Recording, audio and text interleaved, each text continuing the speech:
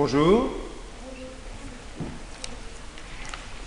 On va assister aujourd'hui à l'arrivée d'un grand roi. Un grand roi dont tout le monde se rappelle encore aujourd'hui le nom et qui a donné lieu à toutes sortes d'histoires merveilleuses qu'on raconte ici et là. Ce grand roi est un des fils du roi David. David est très très vieux. Et David sait qu'il va mourir. Et David avait fait à son épouse Bethsabée une promesse: notre fils Salomon me succédera. Mais voilà que David a d'autres fils, et que tous les autres fils ont très envie de devenir rois à la suite de leur père David et à la place de Salomon. Alors David, très vieux, il ne peut plus bouger, il est sur son lit et il appelle Salomon. Et il dit à Salomon: je m'en vais par le chemin de tout le monde. Voilà, je vais mourir comme tout le monde. Je m'en vais par le chemin de tout le monde. Tu vas être roi pour me succéder. Et David fait deux recommandations à Salomon.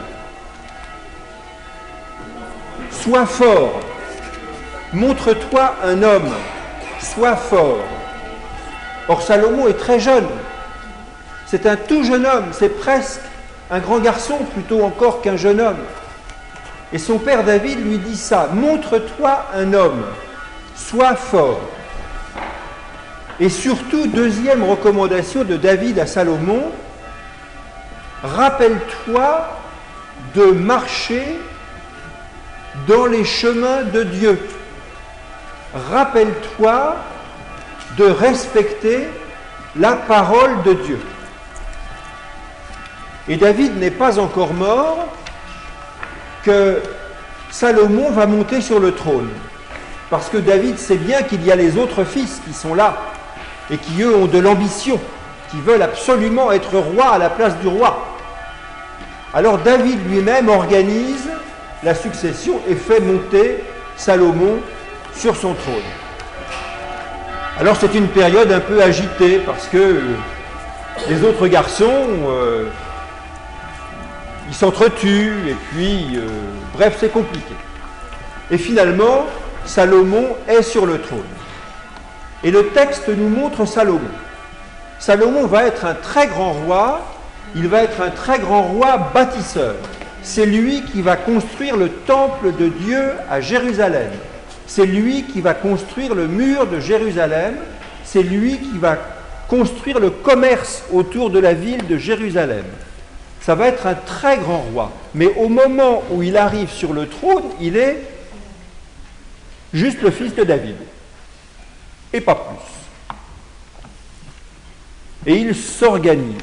Et pour s'organiser, le texte nous montre Salomon qui commence par aller faire une retraite. Il va à l'écart, il va dans un haut lieu où on a toujours prié Dieu, et là, il va prier. D'autres auraient montré leur force, auraient fait des défilés. Lui, il va prier, il va à l'écart. Et pendant qu'il est là, qu'il est dans cette retraite, il a un songe. Dieu s'adresse à lui. Et Dieu dit à Salomon: dis-moi ce que tu veux que je te donne. Dis-moi ce que tu veux que je te donne. Imaginez, Salomon, tout jeune homme, arrive sur le trône et Dieu le visite pour lui demander ce qu'il veut que Dieu lui donne. Et Salomon répond dans son songe à Dieu et lui dit: Seigneur, me voilà roi, mais je suis un tout jeune homme. Alors, la chose que tu peux me donner, c'est la sagesse. C'est un esprit sage qui sait reconnaître, qui sait discerner le bien du mal. Donne-moi un cœur sage. Ah! Et Dieu répond à Salomon: parce que tu n'as pas demandé plus de pouvoir, parce que tu n'as pas demandé la mort de tes ennemis, parce que tu n'as pas demandé la richesse, parce que tu n'as pas demandé la fortune, eh bien je te donne ce que tu as demandé. Je te donne un cœur sage, je te donne un esprit capable de discerner ce qui est juste, de reconnaître le bien du mal. Et si tu suis ma parole, en plus, je te donnerai une longue vie. Et Dieu ajoute quelque chose à cette promesse qu'il fait à Salomon. Il ajoute, et même ce que tu n'as pas demandé, je te le donne aussi. Parce que, comme Salomon a demandé ce qui est essentiel, et le texte nous dit, Salomon demanda ce qui plaît à Dieu. Et comme il a demandé ce qui plaît à Dieu, Dieu lui donne en plus ce qu'il n'a pas demandé. Et Salomon se réveille et il se souvient de ce songe et de cette conversation avec Dieu et de la promesse de Dieu. Et le texte tout de suite derrière nous montre un des premiers gestes de Salomon. Juste après ce songe, le texte nous dit, voilà, il y avait deux femmes qui se disputaient un enfant. Et comme toujours, quand il y a un conflit, on vient trouver le roi pour qu'il rende la justice. C'est lui qui est en charge de la justice. Alors on amène les deux femmes devant Salomon et on amène le bébé.